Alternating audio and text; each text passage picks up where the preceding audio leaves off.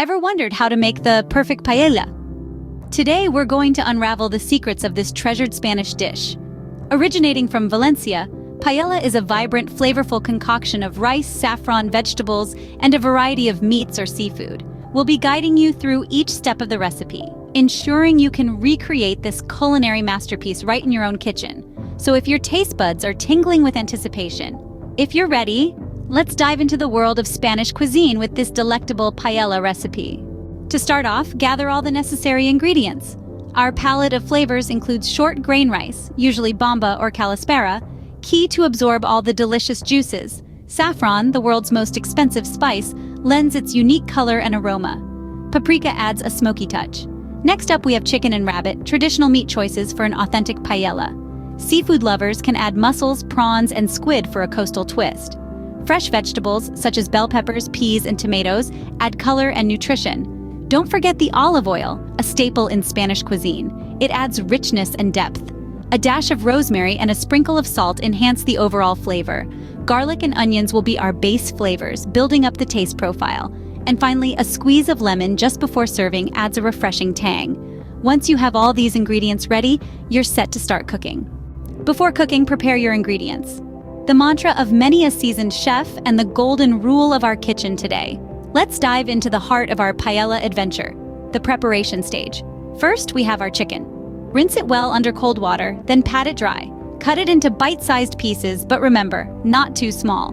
We want to savor the juiciness with every mouthful. Now, on to the rabbit.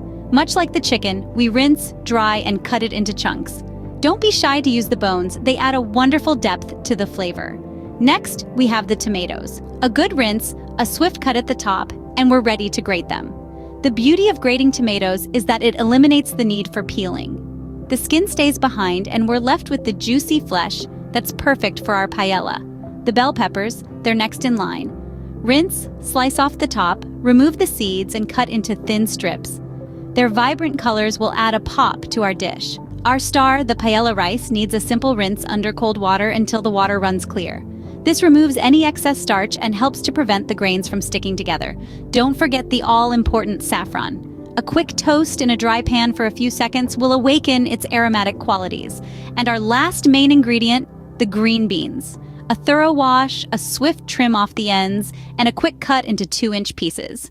So we've washed, we've chopped, we've grated, and we've toasted. But why?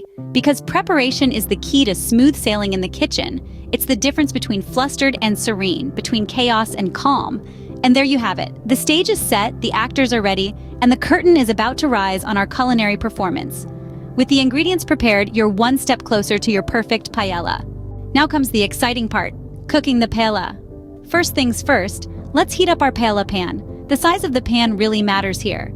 A common mistake is using a pan that's too small, causing the rice to stack up too high and not cook evenly. We want a thin layer of rice for that perfect even cook. So, grab your largest pan and let's get started. Once your pan is nice and hot, drizzle in a generous amount of olive oil. Let it spread across the surface of the pan. You'll know it's ready when it shimmers in the heat. This is where the magic starts. Now, it's time to sauté our ingredients. Start with the chicken and rabbit, cooking them until they're golden brown. This might take a bit of time, but patience is key. We're building layers of flavor here, and each step contributes to the final dish. Next, add in the green beans and bell pepper. Stir them around and let them mix with the meat. You'll notice the veggies start to soften and soak up the flavors from the chicken and rabbit. Once the vegetables have softened, it's time for the tomatoes. The tomatoes add a beautiful color and a tangy flavor that balances out the richness of the meat.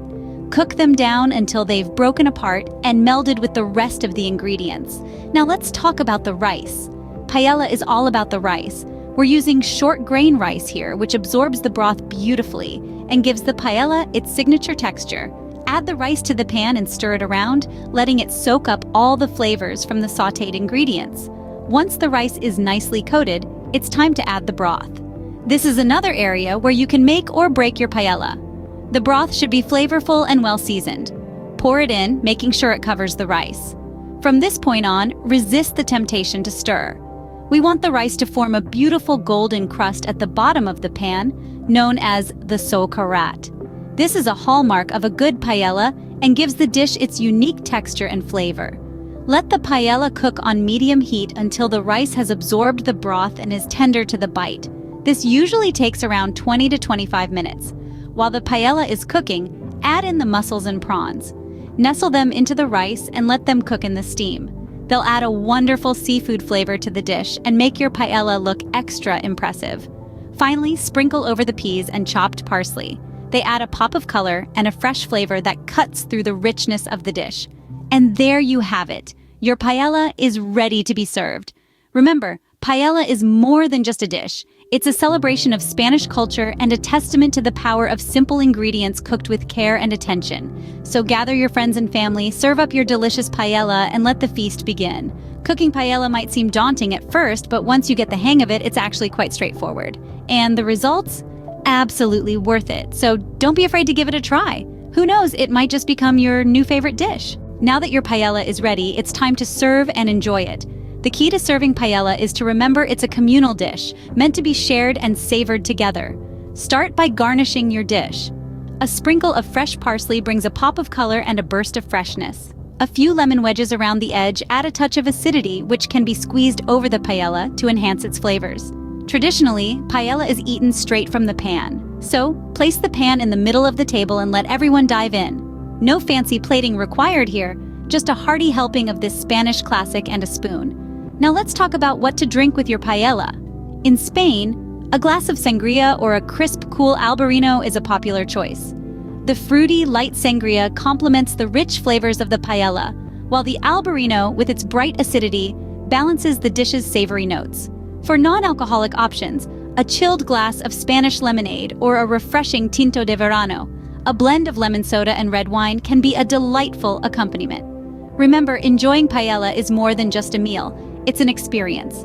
It's about the pleasure of communal eating, the joy of sharing good food, and the delight of a culinary journey to Spain. Enjoy your homemade paella and the taste of Spain right at your dining table. So, that's how you make the perfect paella. Remember, we began with gathering all our ingredients: fresh seafood, vegetables, rice, and spices. We then prepared those ingredients, cleaning and chopping as needed to get them ready for the pan. The cooking process is where the magic truly happens, with each ingredient contributing to the beautiful symphony of flavors. And of course, the final step, serving and enjoying the paella. It's a dish best shared with loved ones, as it is a staple of Spanish family gatherings. If this is your first time making paella, or even if you are a seasoned cook, I encourage you to try this recipe. And don't keep it to yourself. Share your culinary adventures. You might inspire someone else to try their hand at this Spanish classic. Remember, cooking is an art, so experiment, have fun, and enjoy the process. Until next time, happy cooking!